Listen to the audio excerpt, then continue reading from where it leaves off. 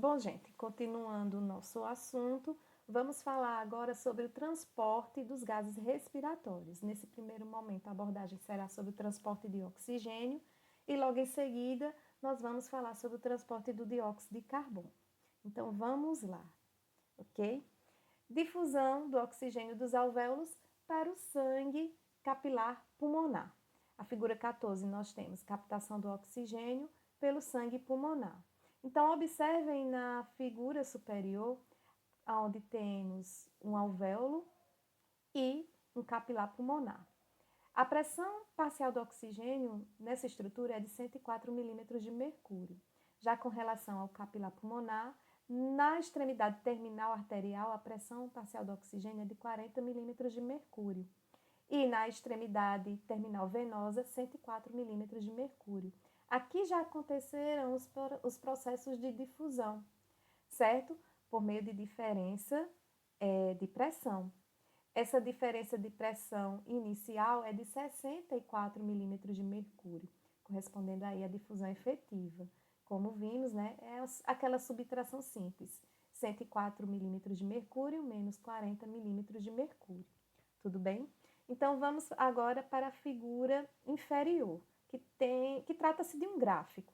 Então, o que é que podemos observar aqui? Que a pressão parcial do oxigênio, que inicialmente é de 40 milímetros de mercúrio, vai para 104 milímetros de mercúrio, logo em 1/3 do percurso do sangue pelos capilares, ok? Então, a maior parte dos processos de difusão acontecem aqui, nesse 1/3 do percurso, ok? E os demais, os 2/3 restantes, vai acontecer os ajustes, beleza? Então, não vou falar sobre o que tem escrito aqui, porque já foi comentado agora, ok?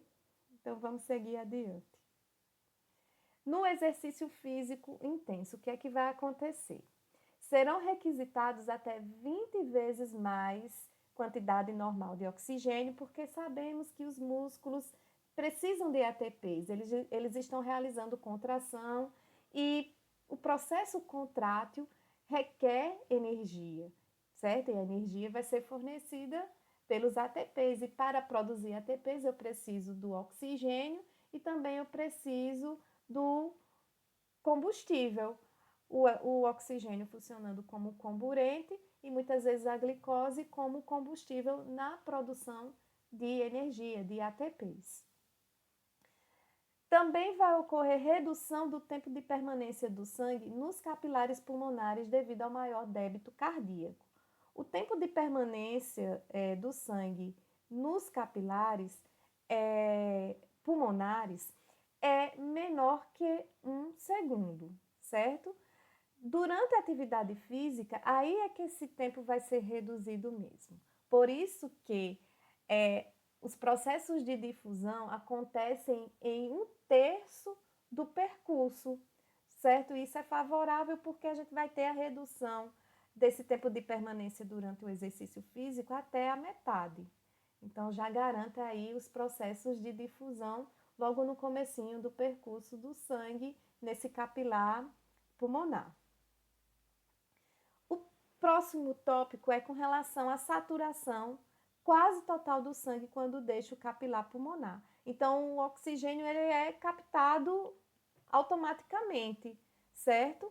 E as causas para esse aumento da saturação decorre da difusão triplicada de oxigênio e também da oxigenação quase total do sangue em 1/3 do percurso dos capilares pulmonares. Transporte de oxigênio no sangue arterial. A circulação pulmonar ela vai ser constituída por vasos pulmonares, onde vai acontecer os processos de difusão dos gases respiratórios, e também por vasos brônquicos, vasos esses que vão fornecer oxigênio e retirar dióxido de carbono para os tecidos pulmonares.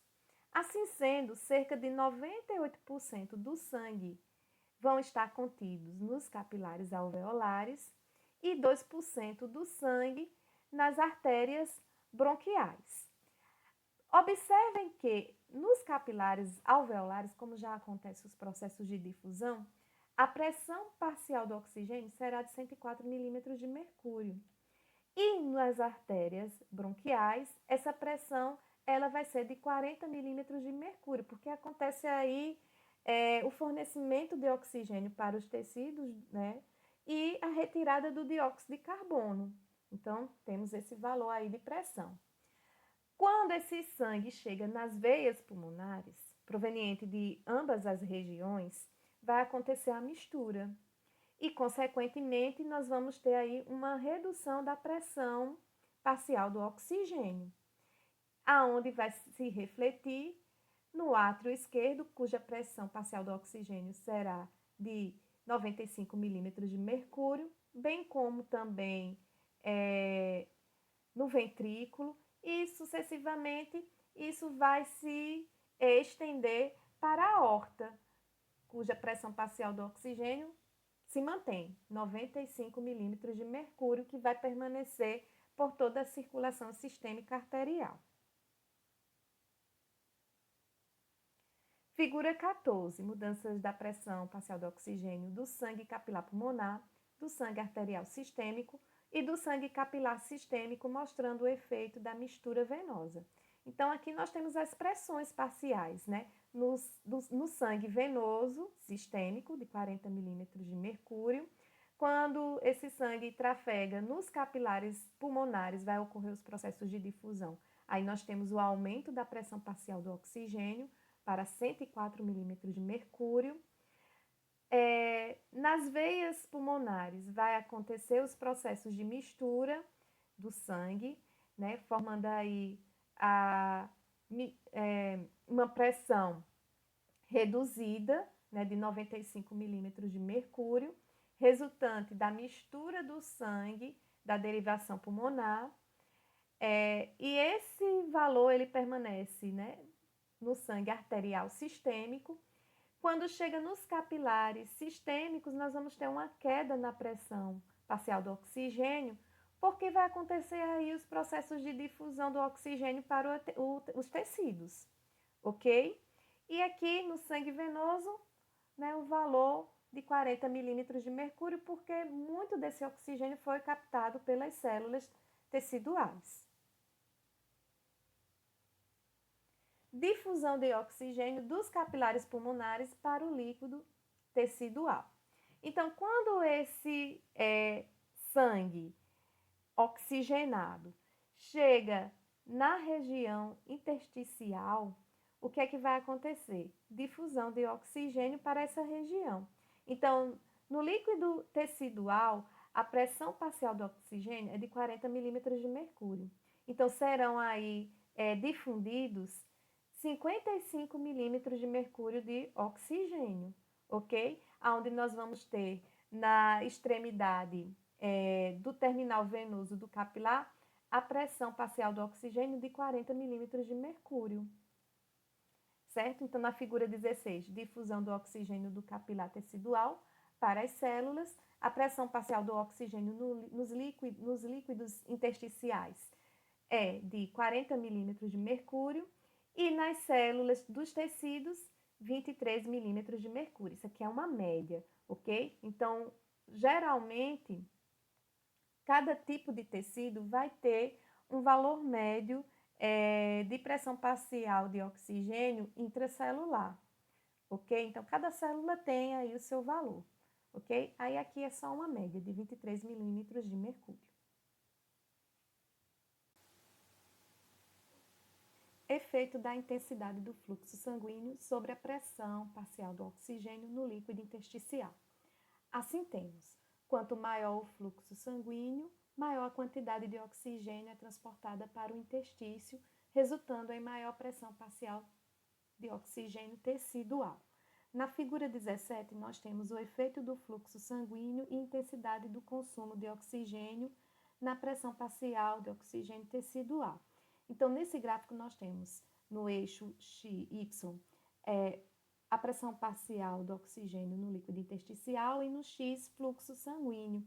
Então, o que é que podemos observar aqui na curva cheia, né, onde temos os pontos A, B e C, que quanto maior o fluxo sanguíneo, maior será a pressão parcial de oxigênio no líquido intersticial.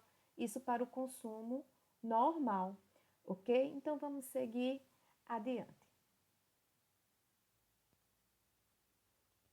Efeito da intensidade do metabolismo tecidual sobre a pressão parcial de oxigênio no líquido intersticial. Assim, quanto maior o consumo de oxigênio pelas células, menor a pressão parcial de oxigênio no líquido intersticial. E, novamente, na figura 17, nós temos o efeito do fluxo sanguíneo e intensidade do consumo de oxigênio na pressão parcial do oxigênio tecidual. Então, vamos para a curva tracejada. Quando eu tenho uma redução do consumo normal de oxigênio, eu vou ter o quê? O aumento da pressão quando ocorre o aumento também desse fluxo sanguíneo, certo? Ocorreu o aumento do fluxo sanguíneo, vai ocorrer o aumento da pressão parcial de oxigênio no líquido intersticial quando eu tenho a redução do consumo em 1/4. Já nessa curva inferior, eu vou ter o aumento do consumo normal de oxigênio até 4 vezes. E com isso, percebam que eu tenho uma redução da pressão parcial do oxigênio líquido intersticial, mesmo quando eu tenho um aumento do fluxo sanguíneo. Basta comparar com o consumo normal, ok? Vamos seguir adiante. Difusão de oxigênio dos capilares periféricos para as células teciduais. A pressão parcial do oxigênio intracelular é menor que a pressão parcial do oxigênio nos capilares periféricos. A pressão parcial do oxigênio intracelular ela vai variar de 5 milímetros de mercúrio a 40 milímetros de mercúrio. Isso vai depender do tipo de célula. A pressão parcial do oxigênio intracelular média, como foi falado anteriormente, é de 23 milímetros de mercúrio. No entanto, a pressão parcial de oxigênio necessário para os processos químicos celulares, ou seja, aqueles processos que a célula irá utilizar o oxigênio, é de 1 a 3 milímetros de mercúrio. É essa a pressão de oxigênio parcial que será utilizada pela célula, ok?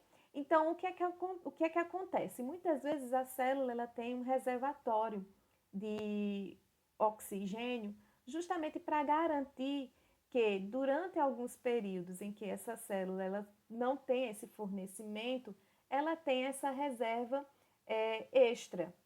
E quando restabelecido as condições de fluxo sanguíneo adequadas, né, ela volta a captar esse oxigênio, certo? Então, é um fator de proteção que a célula utiliza, né, para garantir que, mediante uma falta temporária, ela tenha aí uma reserva de oxigênio que possa ser utilizado nos processos metabólicos. Agora vamos partir de fato para o estudo dos transportes, né, desse gás para as células. Então, como é que o oxigênio ele vai ser transportado, certo? Então, vamos primeiro falar da hemoglobina. O papel da hemoglobina no transporte de oxigênio. 97% do oxigênio ele vai ser transportado dos pulmões para os tecidos em combinação química com a hemoglobina, que é uma proteína que está presente nos eritrócitos. Apenas 3% do oxigênio restante serão transportados em estado dissolvido na água do plasma e em células sanguíneas, ok? Então, veja a importância da molécula de hemoglobina nos processos de transporte do oxigênio. Transporte de oxigênio no estado dissolvido, que como vimos, né, corresponde a apenas 3%.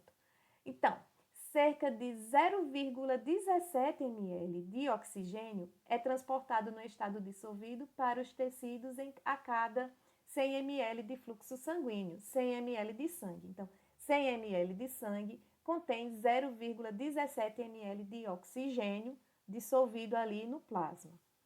Durante o exercício físico intenso, nós vamos ter aí uma redução desse valor de 1,5%, ok? Porque vai ter maior captação por parte da molécula de hemoglobina.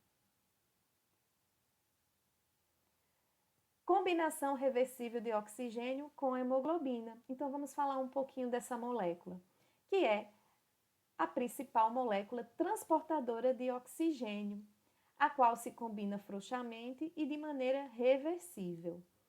Então, percebam que nós temos na molécula de hemoglobina 4 sítios de ligação para a molécula de oxigênio. Então, uma única molécula consegue captar 4 moléculas de oxigênio. Proteína com 2 componentes principais, 4 grupos M não proteicos, contendo ferro na forma reduzida, e a parte globínica, constituída de 4 moléculas polipeptídicas. Aqui é a constituição da hemoglobina.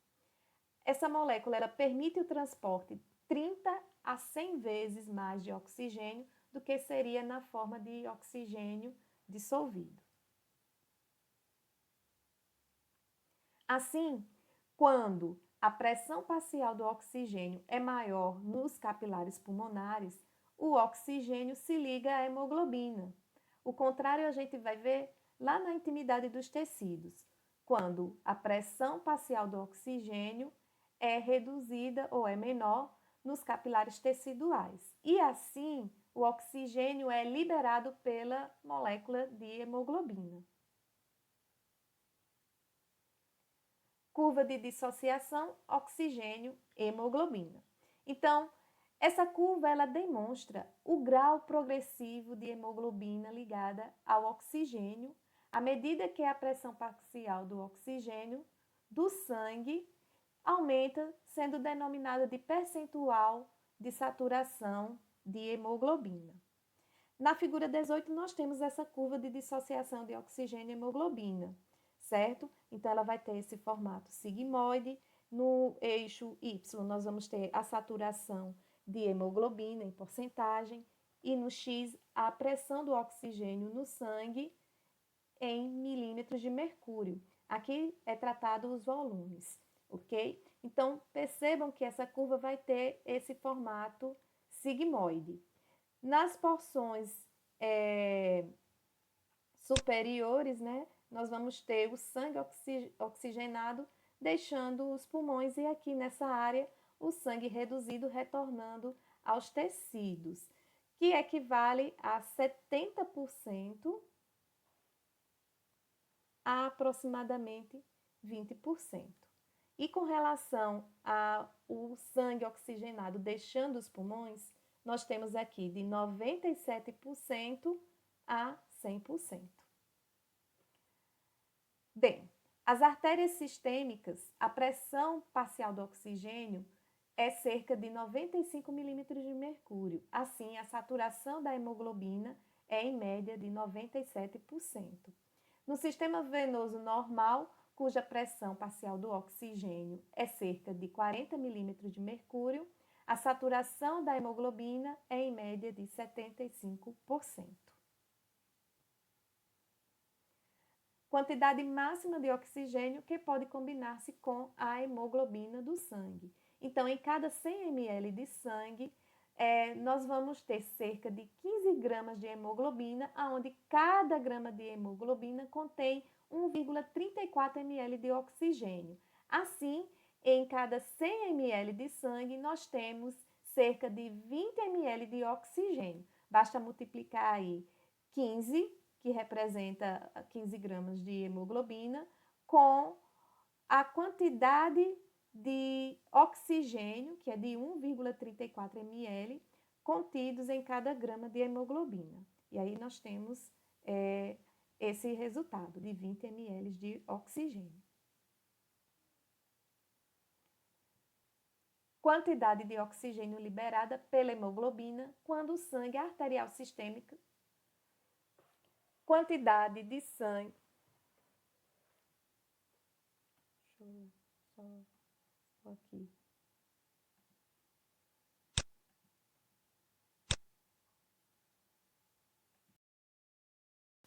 Quantidade de oxigênio liberada pela hemoglobina quando o sangue arterial sistêmico flui pelos tecidos. Nesse fluxograma, nós temos o sangue arterial e nos capilares teciduais. Observem que no sangue arterial nós temos a pressão parcial do oxigênio representada por 95 milímetros de mercúrio, que equivale a 97% de saturação. O volume é de 19,4 ml de oxigênio por 100 ml de sangue. Vejam que aqui não é 20 ml de oxigênio por 100 ml de sangue, porque aqui não ocorre a saturação total, ou seja, 100%, e sim 97%. Então, esse é o volume para 97% de saturação. Nos capilares teciduais, a pressão parcial do oxigênio é cerca de 40 milímetros de mercúrio. Assim, nós temos 75% de saturação, o que nos dá um volume de 14,4 ml de oxigênio por 100 ml de sangue. Fazendo a subtração desse 19,4 ml por 14,4, nós temos 5 ml de oxigênio sendo transportados dos pulmões para os tecidos a cada 100 ml de sangue ou de fluxo sanguíneo. Na figura 19, nós temos o efeito da pressão parcial do oxigênio sanguíneo na quantidade de oxigênio que se liga à hemoglobina em cada 100 ml de sangue. Então, aqui nós temos no eixo Y, oxigênio no sangue, volume por porcentagem, e pressão do oxigênio no sangue, medido em milímetros de mercúrio. 40 milímetros de mercúrio vai nos dar, como vimos, 14,4 o volume de oxigênio no sangue. Já 95 milímetros de mercúrio vai nos fornecer, como vimos, 19,4 ml, ok? Fazendo a subtração, 5 ml de oxigênio são transportados por cada 100 ml de sangue. Transporte de oxigênio durante o exercício físico intenso. Bem, mais uma vez aqui no fluxograma, nós temos os valores para o sangue arterial, né? Pressão parcial do oxigênio, 95 milímetros de sangue, serão ofertados 19,4 ml de oxigênio por 100 ml de sangue. Nos capilares do tecido muscular, a pressão parcial nessa região, no caso, a pressão parcial para o oxigênio nessa região, é de 15 milímetros de mercúrio, onde serão ofertados 4,4 ml de oxigênio por 100 ml de sangue. Fazendo as continhas, serão ofertados aí 15 ml de oxigênio para os tecidos musculares a cada 100 ml de sangue, ok? Então, 15 ml de oxigênio são transportados dos pulmões para os tecidos musculares a cada 100 ml de fluxo sanguíneo, ou seja, de sangue. Isso equivale 3 vezes o valor normal, ok? O transporte de oxigênio para os tecidos é 20 vezes maior que o normal, devido ao débito cardíaco também ser elevado, ser alto, 6 a 7 vezes o normal, multiplicado pelo volume de oxigênio transportado no sangue, que é de 3 vezes, né? Coeficiente de utilização. Definição.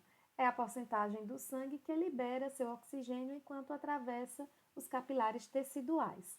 Assim, o valor normal é de 25%, o coeficiente de utilização. No exercício intenso, nós temos 75% a 85%, né, o coeficiente de utilização, e no fluxo sanguíneo lento ou metabolismo alto, será de 100% o coeficiente de utilização. Efeito tampão de hemoglobina na pressão parcial de oxigênio tecidual. A hemoglobina ela funciona como um sistema tampão do oxigênio tecidual, ou seja, é responsável por estabilizar a pressão do oxigênio nos tecidos. Mais adiante a gente vai falar um pouquinho sobre isso. O papel da hemoglobina em manter a pressão parcial do oxigênio quase constante nos tecidos. Então, em decorrência da necessidade tecidual basal, como vimos, são ofertados 5 ml de oxigênio para cada 100 ml de fluxo sanguíneo. Isso na necessidade basal, sem a atividade aí de exercício físico, né, onde a exigência vai ser maior.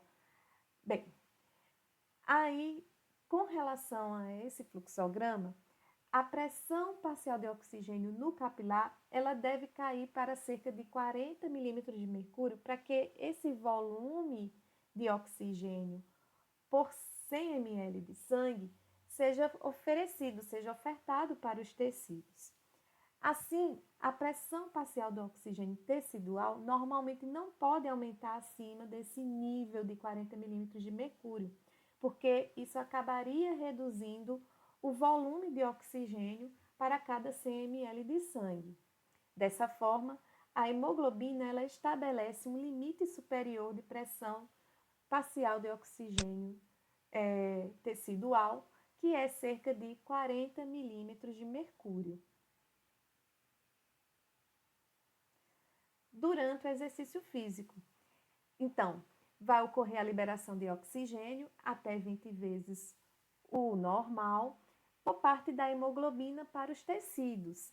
Então, pequena queda da pressão parcial de oxigênio tecidual vai ocorrer.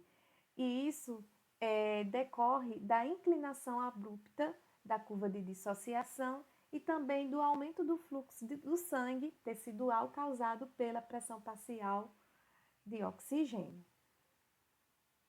Assim, a hemoglobina no sangue libera automaticamente oxigênio para os tecidos em pressão mantida razoavelmente entre 15 a 40 milímetros de mercúrio. Fatores que desviam a curva de dissociação de oxigênio e hemoglobina, sua importância no transporte de oxigênio. Então, essa curva ela pode ser desviada para a esquerda ou desviada para a direita. Os fatores que vão colaborar para o desvio para a esquerda são aumento do pH normal de 7,4 para 7,6, redução dos íons de hidrogênio, redução do dióxido de carbono, redução da temperatura e redução do 2,3 bifosfoglicerato. Já com relação ao desvio para a direita, temos os seguintes fatores: redução do pH normal de 7,4 para 7,2, aumento dos íons de hidrogênio, aumento do dióxido de carbono, aumento da temperatura e aumento do 2,3 bifosfoglicerato. Na figura 20, desvio das curvas de dissociação de oxigênio e hemoglobina. Então, nós vamos ter o desvio para a direita e o desvio para a esquerda, mediante os fatores aqui elencados, ok?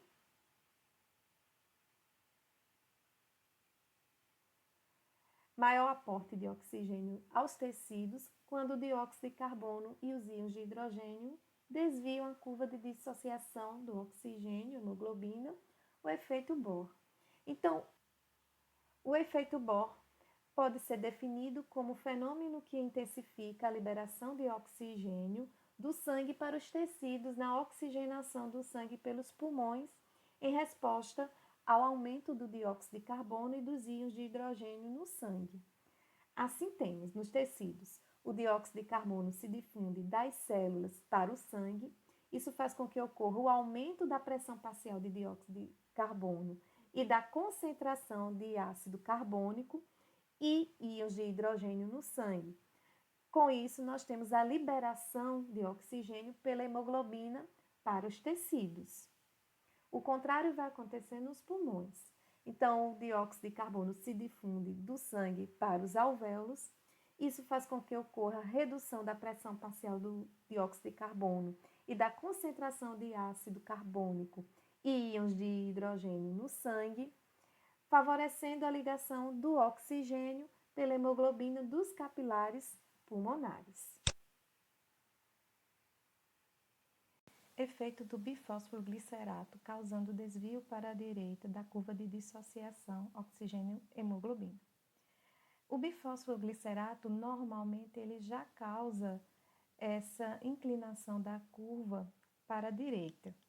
No entanto, em condições hipóxicas, essa curva ela fica ainda mais inclinada, ok? Uma vez que essa substância ela vai ser liberada no sangue como produto da glicólise, promovendo assim liberação de oxigênio pela hemoglobina para os tecidos com uma pressão parcial de oxigênio tecidual 10 milímetros de mercúrio maior do que seria sem o bifosfoglicerato. O mecanismo do bifosfoglicerato é importante para a adaptação à hipóxia, principalmente causada por fluxo sanguíneo tecidual deficiente, uma vez que vai ocorrer uma redução da pressão parcial do oxigênio nesses tecidos e, consequentemente, a hemoglobina ela vai liberar, nessas condições, o oxigênio que, assim, esses tecidos necessitam.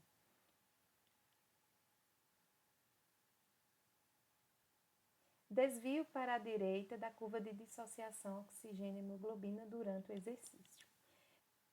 Assim, durante a atividade intensa dos tecidos musculares, nós vamos observar algumas condições, como liberação de grande quantidade de dióxido de carbono, consequentemente, aumento da concentração de ácido carbônico e íons de hidrogênio no sangue, fazendo com que ocorra a liberação de oxigênio da hemoglobina para os músculos, mesmo com a pressão parcial do oxigênio elevada acima de 40 milímetros de mercúrio. É interessante também de falar que o aumento da temperatura, 2 a 3 graus Celsius, colabora com o desvio para a direita da curva de dissociação oxigênio-hemoglobina. Utilização metabólica de oxigênio pelas células. O efeito da pressão parcial de oxigênio intracelular na intensidade de utilização do oxigênio. Assim, quando a pressão parcial do oxigênio se encontra acima de 1 milímetro de mercúrio, não representa fator limitante para as velocidades das reações químicas intracelulares. No entanto, quando esse valor diminui abaixo de 1 milímetro de mercúrio, essa condição ela é limitante. O principal fator limitante para a utilização do oxigênio pelas células é a concentração de ADP. Então, aqui na figura 21, nós temos o efeito do bifosfato de adenosina e da pressão parcial do oxigênio intracelular na intensidade de utilização do oxigênio pelas células. Então, podemos observar que a pressão parcial do oxigênio intracelular é superior a 1 milímetro de mercúrio nessa área onde está marcada. Consequentemente, a utilização do oxigênio vai ficar constante em qualquer concentração de ADP na célula. Já nessa área onde se encontra circulada, quando a concentração de ADP é alterada, a utilização do oxigênio se altera proporcionalmente à variação de concentração de ADP. Efeito da distância de difusão entre o capilar e a célula na utilização do oxigênio. A utilização do oxigênio ela vai ser limitada pela difusão. Tanto é que regiões localizadas, né, no caso, a célula e o capilar que abastece essa região tem que estar a uma distância menor que 50 micrômetros. Regiões maiores que 50 micrômetros acabam dificultando os processos de difusão. O oxigênio se difunde facilmente pela distância do capilar entre a célula até 50 micrômetros de distância. Células distantes dos capilares terão a difusão lenta de O2 para as células. Assim, a pressão parcial do oxigênio cai abaixo do nível crítico para manter o metabolismo celular. Efeito do fluxo sanguíneo na utilização metabólica do oxigênio. A quantidade total de oxigênio disponível a cada minuto para qualquer tecido é determinada pela quantidade de oxigênio que pode ser transportada em tecido em cada cml de sangue e a intensidade do fluxo sanguíneo. Assim, a utilização do oxigênio é limitada pelo fluxo sanguíneo. Assim, quando o fluxo sanguíneo cai para zero, a quantidade de oxigênio disponível também vai cair para zero. Quando o fluxo sanguíneo se encontra lento, a pressão parcial do oxigênio do tecido cai para abaixo do valor crítico, que é de 1 milímetro de mercúrio, o qual é necessário para o metabolismo celular. Transporte de dióxido de carbono. Difusão de dióxido de carbono das células teciduais periféricas para os capilares. Podemos observar que a pressão parcial do dióxido de carbono intracelular é maior do que a pressão do dióxido de carbono, no caso, a pressão parcial, nos capilares periféricos. Isso acontece porque as células produzem esse gás mediante os processos metabólicos que acontecem no seu interior. Assim, nós temos os valores de pressões parciais de dióxido de carbono para o meio intracelular e para o meio intersticial. No caso do intracelular, a pressão é de 46 milímetros de mercúrio e intersticial 45 milímetros de mercúrio. Com base nessa informação, podemos perceber que a difusão efetiva será de 1 milímetro de mercúrio, ou seja, 1 milímetro de mercúrio de gás sai do interior da célula para os capilares periféricos. O dióxido de carbono consegue difundir 20 vezes mais rápido que o oxigênio. Isso acontece porque, como vimos na nossa primeira aula que tratou de difusão, o dióxido de carbono apresenta coeficiente de solubilidade maior do que o oxigênio. Por isso que temos esse valor aí de ser 20 vezes mais difusível do que o oxigênio. Como foi falado no slide anterior, a difusão efetiva será de 1 milímetro de mercúrio. Então, aqui na figura 22, nós temos a captação do dióxido de carbono pelo sangue nos tecidos capilares teciduais.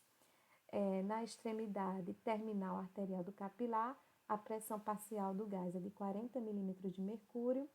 No meio intersticial, 45 milímetros de mercúrio, 46 no meio intracelular e na extremidade venosa do capilar, 45 milímetros de mercúrio. O que percebemos aqui é que ocorre a difusão de 1 milímetro de mercúrio do gás, do dióxido de carbono, para a região intersticial, certo? Colaborando com esse valor que é observado no terminal venoso do capilar.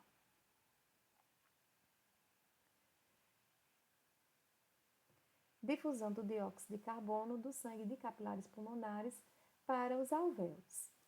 Na figura 23, nós temos a difusão do dióxido de carbono do sangue pulmonar para o alvéolo. Na figura superior, nós temos o alvéolo, cuja pressão parcial do dióxido de carbono é de 40 milímetros de mercúrio. Na extremidade terminal arterial, a pressão parcial desse gás é de 45 milímetros de mercúrio. E já na extremidade terminal venosa, 40 milímetros de mercúrio. Como podemos observar, a diferença inicial de pressão é de 5 milímetros de mercúrio, o que corresponde à difusão efetiva. Para saber como podemos obter esses valores, é só subtrair 45 por menos 40, ok?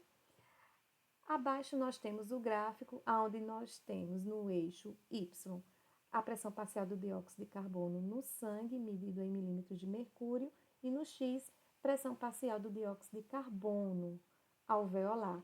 o que é que percebemos? Que em 1/3 do percurso do sangue, no segmento do capilar pulmonar, nós temos a redução da pressão parcial desse gás, que inicialmente é de 45 milímetros de mercúrio e passa aí a 40 milímetros de mercúrio, ok?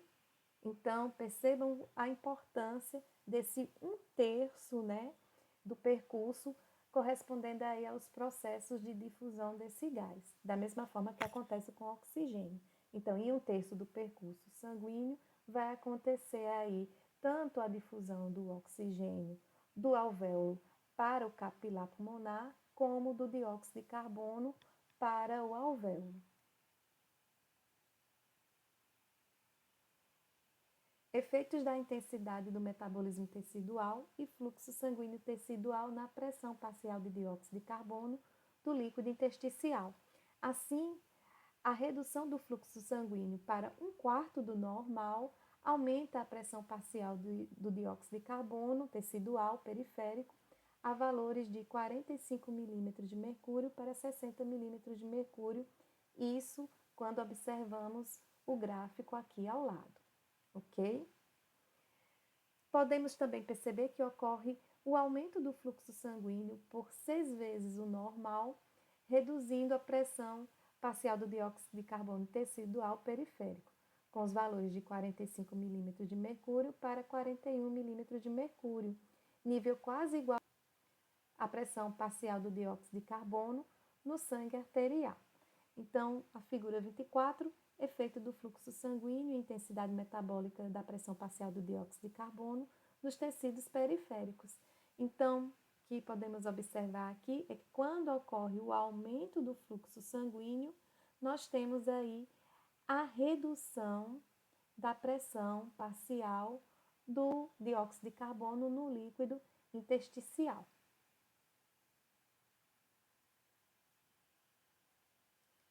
Já com relação à atividade metabólica, nós vamos perceber o seguinte, que quando ocorre aumento da intensidade metabólica 10 vezes que o normal, nós temos o aumento da pressão parcial do dióxido de carbono no líquido intersticial em todas as intensidades do fluxo.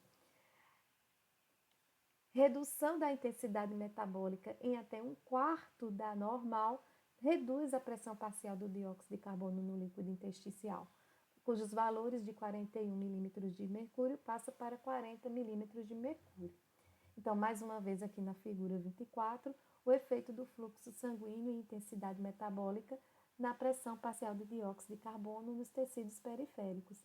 Nós temos aqui nas linhas pontilhadas, quando eu tenho um aumento 10 vezes do metabolismo normal, eu vou ter aqui, como podemos observar, o aumento também da pressão de dióxido de carbono no líquido intersticial, certo? Independente aqui, ó, mesmo com o fluxo sanguíneo intenso. Já quando eu tenho uma redução de 1/4 do metabolismo normal, a pressão parcial do dióxido de carbono reduz no líquido intersticial, obedecendo também aí o fluxo sanguíneo. Formas químicas nas quais o dióxido de carbono é transportado. Então, cerca de 4 ml de dióxido de carbono é transportado dos tecidos para os pulmões em cada 100 ml de sangue, ok? Vimos que o oxigênio é 5 ml, isso em condições normais, e o dióxido de carbono aqui é 4 ml. O dióxido de carbono se difunde dos tecidos sob a forma de dióxido de carbono molecular dissolvido. E o dióxido de carbono se combina com substâncias químicas no sangue que aumentam o seu transporte por 15 a 20 vezes. Então, vamos estudar um pouco dessas vias de transporte. A primeira, sob a forma de íons de bicarbonato, que corresponde a 70% do transporte. A outra forma é sob compostos carbônicos, onde o dióxido de carbono vai se ligar à hemoglobina ou a proteínas do plasma, corresponde a 30% do transporte do dióxido de carbono observado. dissolvido no plasma corresponde aí a cerca de 7%. Transporte de dióxido de carbono no estado dissolvido. Então, cerca de 0,3 ml de dióxido de carbono vai ser transportado na forma dissolvida para cada 100 ml de fluxo sanguíneo. Como vimos, isso corresponde a 7% de todo o dióxido de carbono transportado. Já com relação ao transporte de dióxido de carbono na forma de íon de bicarbonato, nós vamos ter aqui algumas observações. Reação do dióxido de carbono com a água na hemácia, o efeito da anidrase carbônica. Bem, então o que é que vai acontecer aqui, lá na hemácia? O dióxido de carbono ele vai se associar com a água, formando ácido carbônico, certo? Essa reação ela ocorre também no plasma, como também acontece no interior das hemácias e é dependente de uma enzima, a anidrase carbônica, que vai estar presente nas hemácias e vai catalisar a reação química. Dissociação do ácido carbônico em íons de bicarbonato e íons de hidrogênio. Então, uma vez obtido o ácido carbônico, a etapa seguinte é essa dissociação, com formação de íons de hidrogênio e íons de bicarbonato nas hemácias. Combinação dos íons de hidrogênio com hemoglobina nas hemácias vai formar o tampão ácido básico. E os íons de bicarbonato, eles vão se difundir das hemácias para o plasma, dependendo aí do cloreto para que isso aconteça, como podemos observar na figura aqui ao lado. Então, observem, né, o processo de formação de ácido carbônico mediante a associação do dióxido de carbono com a água, sob a influência da anidrase carbônica, em seguida a dissociação desse ácido em íons de hidrogênio e íons de bicarbonato. Esses íons de bicarbonato eles devem sair dessa célula, sair do eritrócito, e para isso nós vamos contar com proteínas transportadoras. Então, os íons de bicarbonato saem e o cloreto adentra. Contratransporte aqui é o que nós observamos, ok? Isso nos tecidos. Já nos pulmões, o processo vai ser o contrário. O que é que vai acontecer? Os íons de bicarbonato vão entrar no eritrócito e o cloreto vai sair, ok? É o processo ao contrário que acontece nos pulmões. Transporte de dióxido de carbono em combinação com hemoglobina e proteínas plasmáticas, carbaminohemoglobina.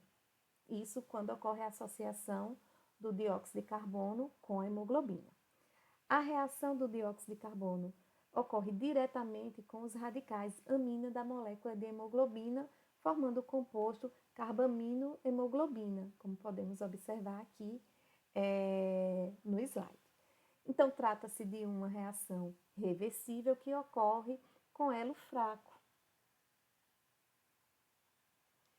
Pequena quantidade de dióxido de carbono vai reagir com proteínas plasmáticas nos capilares teciduais, sendo responsável pelo transporte menos significativo devido à quantidade de proteínas no sangue, que é 1/4 maior que a hemoglobina. Assim, a quantidade de dióxido de carbono transportada em combinação com hemoglobina e proteínas plasmáticas é cerca de 1,5 ml em cada 100 ml de sangue. Curva de dissociação do dióxido de carbono. Essa curva ela registra a dependência do dióxido de carbono sanguíneo total com todas as suas formas de pressão parcial de dióxido de carbono. A pressão parcial do dióxido de carbono no sangue normal varia entre os limites de 40 milímetros de mercúrio no sangue arterial, como vimos, e 45 milímetros de mercúrio no sangue venoso. A concentração de dióxido de carbono no sangue eleva cerca de 52 volumes percentuais à medida que o sangue passa para os tecidos e reduz cerca de 4 volumes percentuais à medida que o sangue passa para os pulmões. Quando o oxigênio se liga à hemoglobina, o dióxido de carbono é liberado e aí nós temos o efeito Aldane, aumentando assim o transporte de dióxido de carbono. Com relação ao efeito Aldane, nós temos a seguinte definição: fenômeno na qual a ligação do oxigênio com a hemoglobina tende a deslocar o dióxido de carbono do sangue. A combinação do oxigênio com a hemoglobina nos pulmões faz com que a hemoglobina passe a atuar como um ácido mais forte, o que desloca o dióxido de carbono dos alvéolos. Quanto mais ácida a hemoglobina, menos ela tende a se combinar com o dióxido de carbono para formar a carboamino hemoglobina.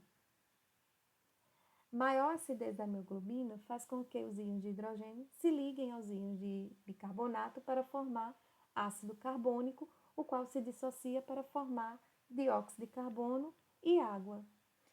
Bem, então aqui nós concluímos a nossa aula. Assim, as imagens que estão presentes nos slides foram obtidas desses sites. O livro que foi utilizado para a construção do material foi o de Guyton e Hall. E aqui a gente conclui a nossa aula.